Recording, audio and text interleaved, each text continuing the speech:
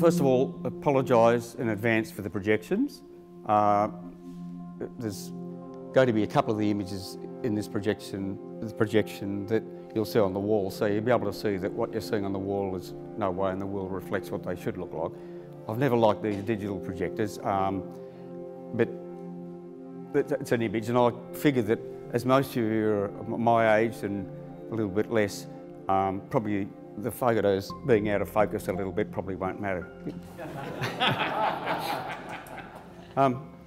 So thanks, Rob, for the introduction. Many years ago I was invited to go to Eagle Hawk Neck to give a little presentation on wilderness by a fellow called Raymond Arnold, who's a local artist. And I went down there thinking it was going to be just a simple presentation.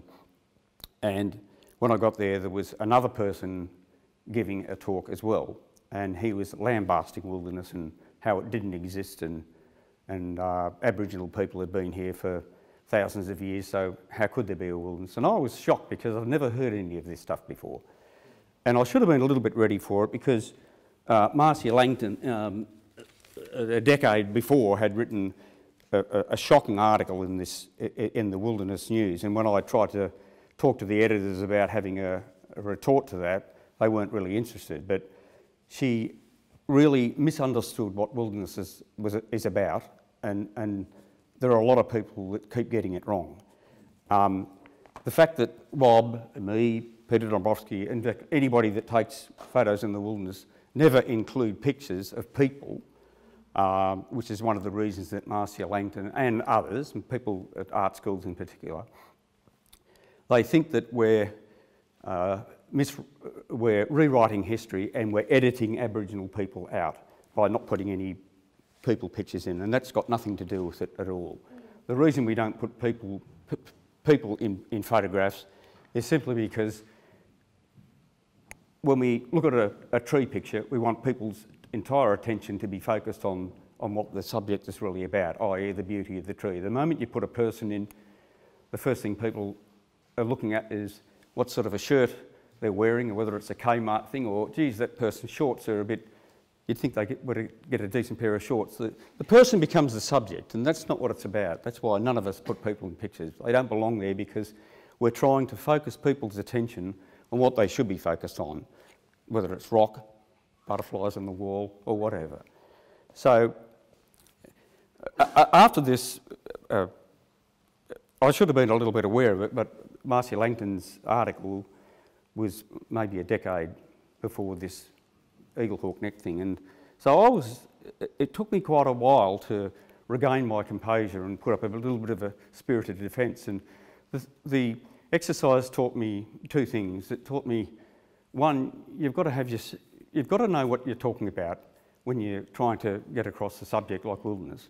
And the second thing is, and this is what saved me there was an audience participation, and people could ask me questions, which then made it a little bit easier for me to regain my composure, as it were, and try and respond in a bit more effectively. And then it was just a much more effective gathering, I think. So people probably learnt something from the exercise. But I came away thinking, boy, oh boy, I've really got to get up to speed with this subject. And I think the reason I wasn't is for the same reason that Rob 30 years ago and Peter Dombrowski 30 years ago wouldn't have been either. And that is that we go out there primarily to be moved by the places we don't sit around and tense thinking about the intellectual reasons that we're there. Basically it's a gut level thing. We're going out there and we're enjoying enjoying what it's all about. And it's only later on that we might start thinking about, well, particularly after this episode at Eagle Hawk Neck, I've really got to get my act together to be a little bit more precise about what this thing called wilderness is all about. And I remember when Olivia Newton-John came down to Tasmania at the height of the forest campaign, and the media asked her at Hobart Airport, I think it was, what motivated her to be involved in this forest issue, and she said, "I just love trees." And I thought at the time, oh my God, this is really terrible. So you ought to be a little bit more precise that when you're talking to Forestry Tasmania or whatever. But I thought about it later and I thought, no, bugger it. That's good enough reason. That's really what it's all about. That's why I'm out there. I was thinking of a couple of years ago when I was at Bunya Mountains National Park in Queensland, and I'd found this remarkable composition in the forest, and it was a misty morning, so I went back with all my gear, and I was doing a panorama which involved a whole heap of junk on the top of a tripod in readiness to get these panorama shots because the lighting and everything else was ideal. And I turned around, and probably from here to the door on a bunya pine was a paradise riflebird, which are one of our species of birds of paradise in Australia. And it's the most southerly occurring one, and it's about a foot long. It's basically black, and the male has an iridescent blue-green crown, and the throat patch is this like little metal. It looks like metal. It's just this gorgeous, iridescent, glittering throat patch. It's just a really magnificent thing. And I'd been wandering around Bunya Mountains for days, and every time I went, I always had my binoculars with me because I'm a bit of a birdo as well. And this is the only morning I didn't have the binoculars. And I'm torn between, do I go back to the car and get the binoculars, or am I going to finish this photograph that I'm involved with? And I couldn't leave the photograph because the conditions were so fantastic. And then the bird was with me for about half an hour. So that's how, it was this curiosity thing. The bird was watching me and probably thinking, what the hell is going on here? But I'm having this great time because I'd look around every day and it would just raise its throat patch and display this gorgeous, iridescent, it's a magnificent creature. And so when I got the photos, I thought, right, okay, just wandered back to the car, no eye contact with the bird, grabbed the binoculars, came back, and of course the bird was gone. But nevertheless, it's those sorts of reasons that I'm out there, and money doesn't buy that sort of stuff. That's what it's all about, and that's the reason I'm out there. But I guess when you're trying to be a little bit more academic about why wilderness is important and what the hell is wilderness anyway, then it's important that we delineate what it is, that we intellectually try and describe what it is. And so a number of us got together a few years ago, or a couple of years ago I should say, and decided, look, we're getting sick of hearing this stuff called Pennicot's Wilderness Journeys and West Coast Wilderness Railway, because there's no such a thing. You can't have a wilderness railway and you can't have a wilderness lodge. It's an oxymoron. And the fellow that organised the meeting said that was, I can't remember, there must have been at least 10 people in the room, and he said it was at least 500 years of accumulated wilderness wisdom in the room, and so we thought, yeah, there probably is. So we decided to put this document together, and I was kind of hoping that it was going to be the definitive document on wilderness that would be available for UNESCO and land managers everywhere, because it's pretty important that we get it right, that we were able to say, this is what wilderness is, this is what wilderness is not. And I think Martin in particular has done a pretty splendid job in really defining what this is supposed to be about. And the criticism that I thought might come with the whole thing didn't come from where I thought it would come from. It came, ironically enough, from fellow conservationists, but I guess that's another story. But it is important that we know what wilderness is, and it's really important that we fight for it, because we're losing it. We're losing our planet, as we all know. I mean, you only have to look at what's happening with New South Wales and Queensland to know that this continent in particular is in strife, and so are we.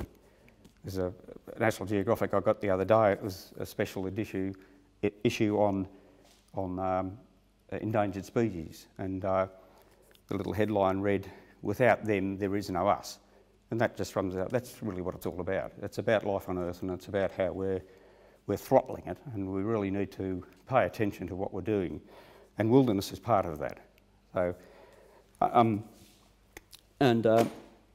if I start getting too sidetracked, either just give me a slow cap or give me some handstand, because it's very easy to get racing off on sidetracks and lose my central theme here. But where do we go from here? How do we protect wilderness? And how do we get authorities to understand what the expression wilderness really is? And it's not always just tourism operators who get it wrong. Quite often it's land management authorities as well. I'll give an example of, I was in Guy Fawkes River National Park in New South Wales, a really superb national park, a deeply entrenched meanders of a river, and you drop down about 2,000 feet to 600 metres to the river below, and then the track runs out and you're just wandering around trackless, and it's a gazetted wilderness. So I don't want to be too specific about this, but I dug a hole for the Morning Constitution, and I'd actually, sorry, be too, I pulled my pants down, and lo and behold, over this ridge rides two people, not on horses, which would have been infuriating enough, but on camels, if you please. And I was incandescent with rage. I said, "What the bloody hell are you doing with those stupid creatures out here?" And he said, "This is the Bicentennial Trail, mate, and I've got a permit from National Parks and Wildlife." To which I had nothing, there was no comeback. I mean, he had the permit, but I thought, how ridiculous that Parks and Wildlife would allow a commercial operator out there with camels. Anyway, just before he left, the camel looked down and with one fell swoop just chomped a eucalypt right out of the ground, and that's this kind of the reason that camels shouldn't be there, and neither should horses for that matter. But so we've got a problem educating people about what wilderness is, and I suppose photography is an important part of that, but on the other hand it's a double-edged sword, and all of us know that we've seen the increased visitation, and largely I think probably because of the web. I think that, you know, if we used to have slideshows 30 years ago and you put on your pictures and this is a nice little lake and people think, "Oh, that's really nice, isn't it?" And by word of mouth they might have gone out and it might have been increased the visitation by 2 people a year or something like that. But now it's a bit more serious than that. Somebody sent me a YouTube a little while ago of an overlook of the Colorado River, which I saw the first photo of maybe 35 years ago. And there's an aerial photograph of this little jeep trail that ends and a bit of a pad going down, and the bloke's taken a photo and a few other people have gone in later, and the little pad becomes a little bit more of a serious pad, then it becomes a road, then the road finishes up with a car park, and then there's a gigantic car park with parking for buses and all the rest of it. And that's what happens when we allow these things to get out of control and we don't have any way of preventing that sort of commercial, which will ultimately wreck any place. There's no question about that. And we have to be consciously aware all the time of how to deal with those sorts of problems. Photography has played an enormous role in making us aware of how special these places are. There's no question about that, particularly in the United States with people like Ansel Adams and Elliot Porter. They've been seminal in raising the awareness of how special the continent really is, and other people have done that here, and that's a wonderful thing. And we have to temper that now with how to try and work out about showcasing these wonderful places without increasing the visitation to the point where they're wrecking the place. And I suppose that's one of the reasons my photography has changed somewhat into getting away from the place sort of way of looking at things, and rather than the things that belong in that place, those photos on the wall, for example. And that's kind of what I'm trying to do with my latest stuff. But composition, yes. I just briefly want to touch on that because I remember many years ago a friend, Greg Buckman, who did a thesis down at art school, and art school, for all their worth, are places where some bad things can come from, let me tell you now. But when Greg Buckman did this and he showed me, I sort of thought, oh, yeah, that's not so bad. And then Rob was interviewed for the piece as well, and I thought, oh, that's okay. And I picked it up the other day and started reading it, and I just thought, oh, Jesus, no, come on. Because in there he falls into the trap that art schools do too, that the way that we look at things is a European tradition, and there's no such thing as a Tasmanian tradition. And if there is, we've got that from America, and they've got theirs from from the European way of looking at things, and I don't think that's true at all. I mean, essentially when any of us go out and we take a forest picture or a sand dune picture or whatever, because those sorts of environments exist in most continents, we're going to start finishing up with pictures which might look a little bit similar. But there's still a unique way of putting our own brand, our own stamp on it, to make the thing not a European tradition. And it's just, I think that the photographers here that spend a lot of time out there are constantly trying to perfect their craft so that they're doing new things that aren't that fitting the same mould as, oh yes, the foreground, middle background type thing. That it's something a bit more meaningful than that, because there's no point in going out and doing what's been done before. Raoul Slater, a friend of Rob and I, has said to me that he when he's going out in the bush and he sees something, he thinks, oh, that's nice. He gets out a camera and he thinks, has it been done before? And if the answer is yes, he puts his camera away. Now, I don't know whether Raoul's quite that, what's the word? Yes, that's right, pedantic, thanks. But nevertheless, the sentiment is there that there's no point in trying to do something that's been overdone for the last 100 years. And the object of a photographer, I think, the idea should be to break new ground and to do things that people haven't seen before, because it's going to be much more delightful to look at, I suppose. So some of these probably, that's about Wellington, of course, another place where all of us are acutely aware of the threats to Wellington. None of us want to see a cable car going up the slopes, and I'm astonished that people are so insensitive and silly as to suggest that it's going to improve Hobart or anything like that. It's going to thoroughly wreck the mountain, and it's absolutely incumbent on us all to make sure that never happens. It's the Tarkine, of course, another place that we may finish up losing or winning, depending on what happens. The colours are approximate, and I do apologise for it. Yeah. This is again the Tarkine cover.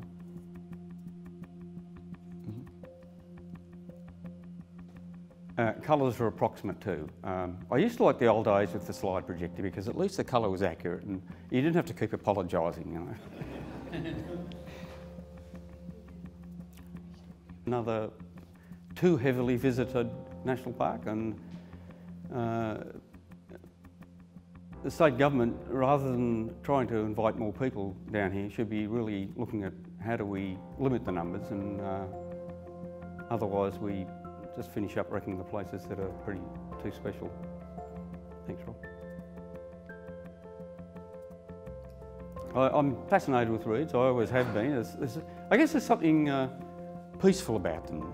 Every time I see them, it's an incredibly relaxing, contemplative feeling I get, so I never tire of photographing them. Thanks, mate. Last time I looked at this pond, it was drying up, and maybe a sign of global warming, I don't know. It's one of the few permanent waterways, or was permanent, in the Tarkine. Thanks, mate. Sorry? That was a pond by a river. Yeah. It's the rainforest on Mount Dundas. 1,000 feet below this, there's been heavy logging of kingbilly pine from the old days, but above this, the forest is untouched. Thanks. There's some alpine ferns on Mount Ossa. Yeah, you can quickly skim some of those, Rob. I'll just put this in for me. It's I just want to go back there. This is the Duquesne Range, one of the most wonderful places in Tasmania. I've been going there for a long, long time, and I'm overdue for another visit soon. So. This is a snow gum in Kosciuszko National Park, and whilst the species may not be under threat itself, old growth versions most certainly are, and we've lost a hell of a lot of this habitat. There's no question about that through fires. And global warming, it's hard to say what that's going to do with this species. Probably it will mean they're going to be advancing up the slopes, but nevertheless, really old specimens are going to be harder to find. And there are large areas that are Yeah. That's right. I mean, you're looking at hundreds of years before you're going to see old growth back there again. Yeah. Look at Mount Wellington and how long it's taken to come back. Thanks, Rob. This is some grasses in frost. That's self-explanatory. They're the sorts of things I like to spend a lot of time with because they're sometimes the most charming things to photograph. Again, this is a myrtle forest, well, it's a mixed forest, but there's not myrtle, the New South Wales version of our myrtle. When you're walking through the forest and you see one, it could almost be Tasmania. They're very, very similar trees. They're both Nothophagous, of course. This is another area which could be badly affected by fire. There's some pretty bad fires happening on the mainland now, and a lot of them are affecting some of these areas. Thankfully, this is untouched at the moment. Thanks, Rob. This is scribbly gum, just a beautiful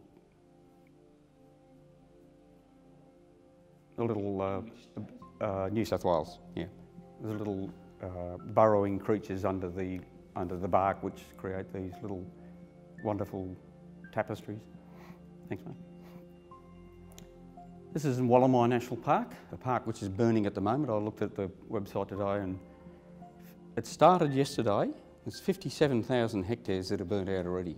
It's just bloody horrible. And I've noted that, in fact, I knew right from the word go that a lot of these things are deliberately lit. They're not all lightning strikes, that's for sure. They've arrested a few people so far. This is just some bounce lighting in a little canyon. Thanks, mate. This is New England National Park, and this is an area that's quite often threatened by fire. Again, there's Nothophagous morii there, which are the mainland version, if you like, of our Cunninghamii down here. And I hope it can withstand, I mean, it's a guessing game, isn't it, with fire. Thanks. These are these little ghost gum on the slopes of a gorge in the West MacDonnell Range. Thanks, mate. This is a little wallaby. This is what we show the grandeur of the wall and this beautiful little animal underneath. Most of these little animals are threatened. Last time I was in the Gammon Ranges National Park, there wasn't any water and I had to ferry some water in, and there were dead wallabies and all over the place. It was horrible.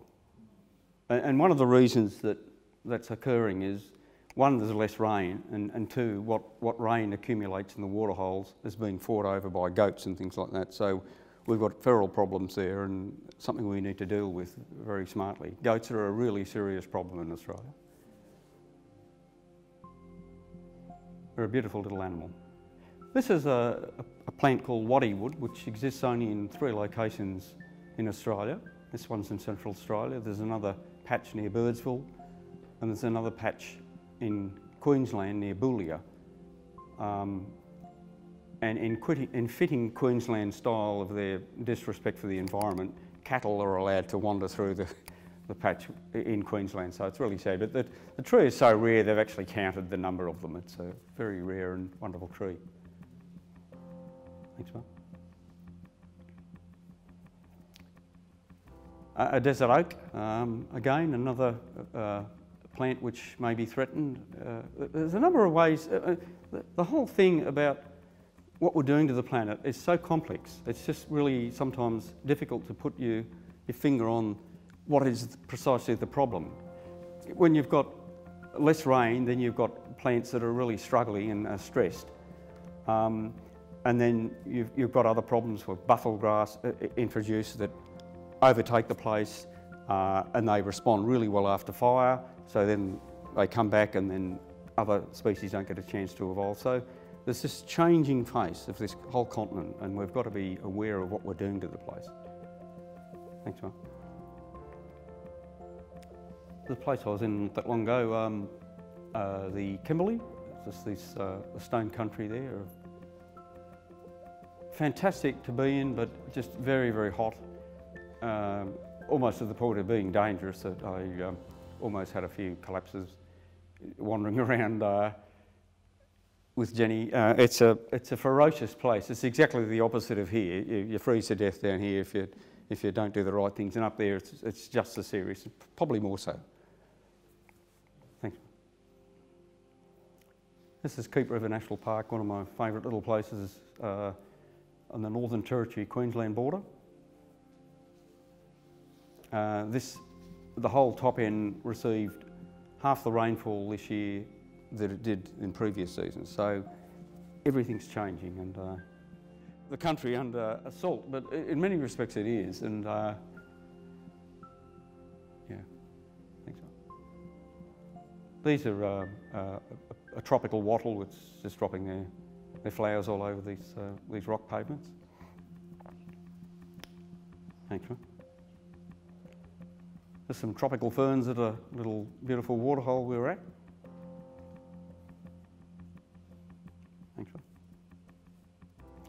These are Darwin woolly butts after a fire,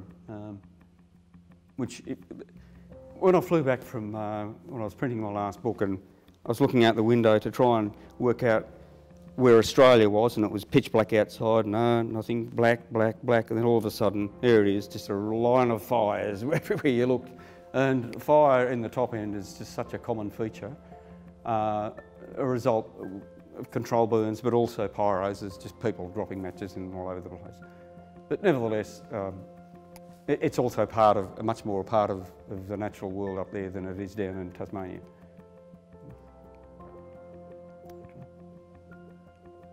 It's another example of when I was standing here.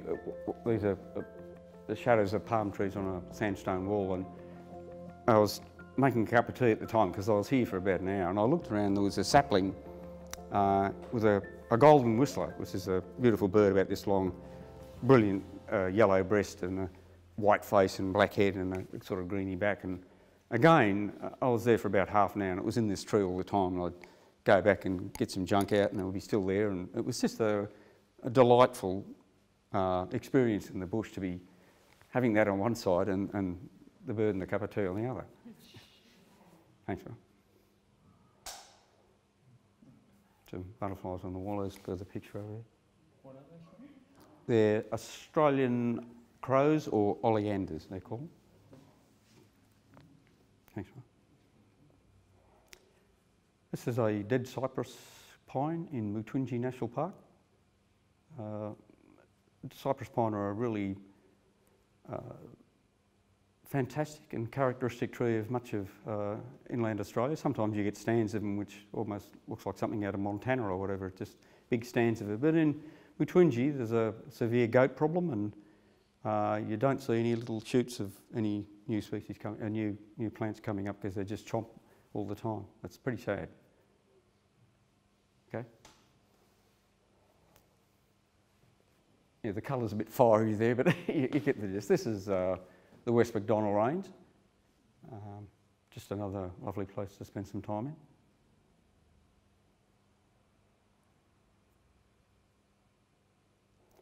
This little gorge in the East McDonald's.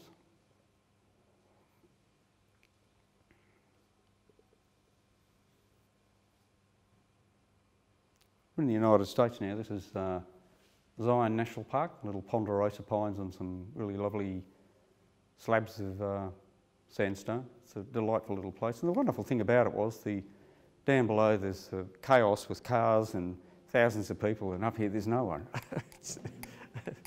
Which is quite often the situation in a lot of our national parks. You get off the track, 5 minutes, and there's no one.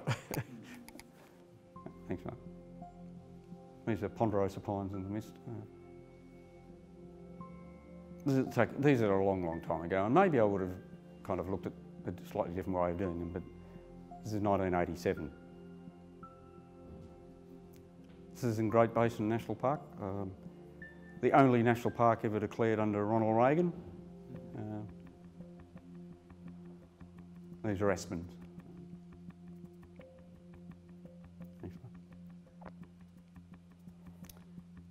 This is actually not a leaf, but the impression of a leaf on the pond, on a pond that's got some sort of an oil slick on it, a natural oil slick in a remote area.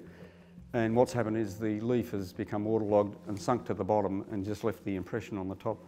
So if you touch the surface, it'll just completely disintegrate. Thank you.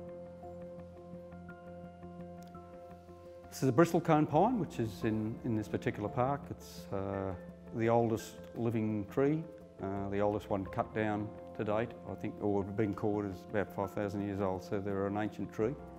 And they're ancient basically because of the harshness of the conditions they grow in. They only attain these ages at higher elevations. Thanks, mate. A small canyon, a sandstone canyon. I really particularly love those little canyons all over America. They're just wonderful things. I'm a sandstone man. It's a rock that is just a fascinating thing because it's so beautifully sculpted all the time, and you could just spend, this is heaven in this sort of stuff. Thanks, mate. That's the Escalante National Wildlife Refuge. This flows downstream into the Colorado River, and the Colorado River doesn't reach the sea now. It's a very sad thing that we're doing to our Earth. Nevertheless, these places it's basically siphoned for crops and stuff like that further down. Nevertheless, these bits in the middle are just absolutely some of the most wonderful landscapes. Thanks, mate. These are monkey puzzles in southern Chile.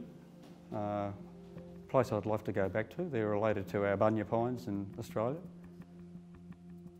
This is an alpine setting. We're about 5,000 feet here, and this is some deciduous plant in the foreground. I'm not aware of the species.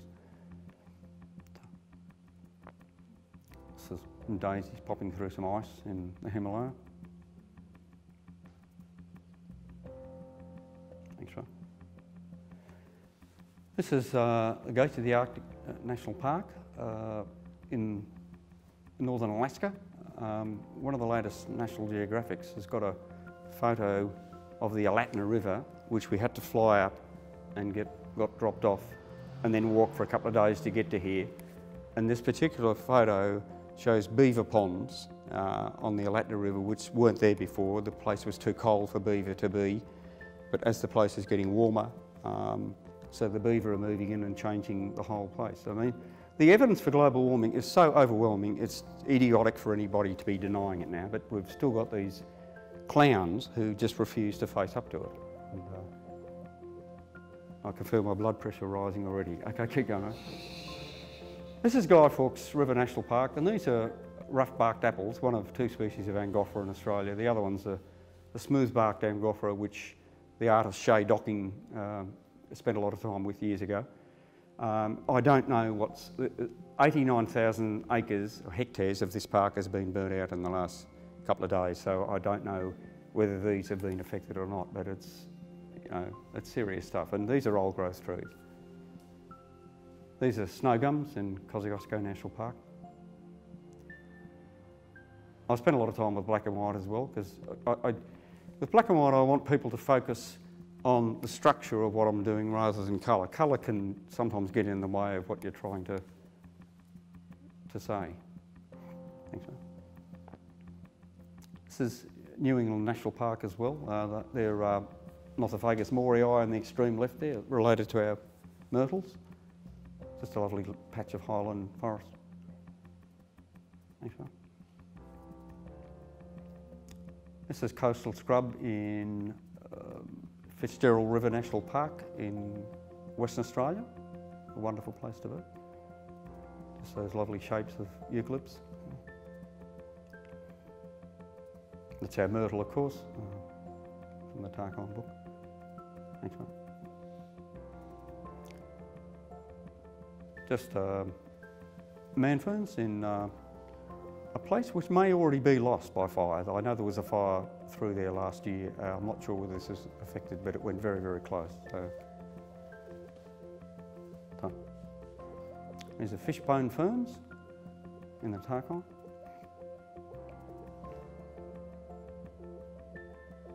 Tarkine again, just a bit of mossy forest. There's some sand dunes in the Tarkine again. I don't think I've ever seen a place that's so varied as the Tarkine. There's so much stuff there and it is all changing. You go back 2 weeks later and it's all changed, and that's the wonderful thing about it. And I'm sure Robert would agree with it. Yeah. It's a patch of myrtle rainforest on the lakeside. On the overland track, yeah, off the overland track. Thanks, mate. This is a river red gum at Hatter Lakes, one of my favourite trees. It's interesting that in the Wiperfield Visitor Centre in Western Victoria, there's a photograph of a paddle steamer pulled up alongside a wharf, and in the background is this humongous pile of river red gum logs awaiting shipment down the river to go to London, and also to be burnt in the steamers themselves, because they consumed 80 tonne of wood every day. So all this has come from the Murray River and its tributaries, so we'll never know the majesty of those rivers.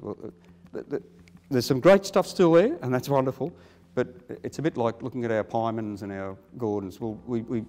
They still look fantastic, but obviously they've been changed, and certainly the Murray in that area has been, but what's left of it, they are really magnificent trees. Thanks, mate. This is the myrtle in the Tarkine.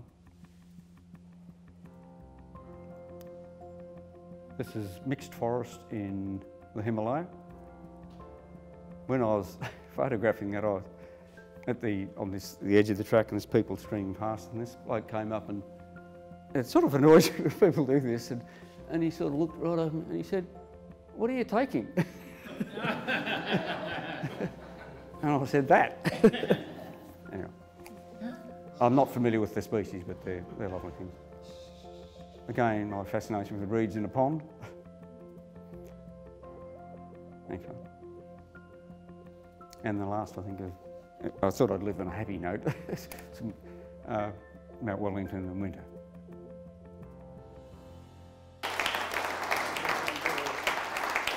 Thanks very much. Thank you.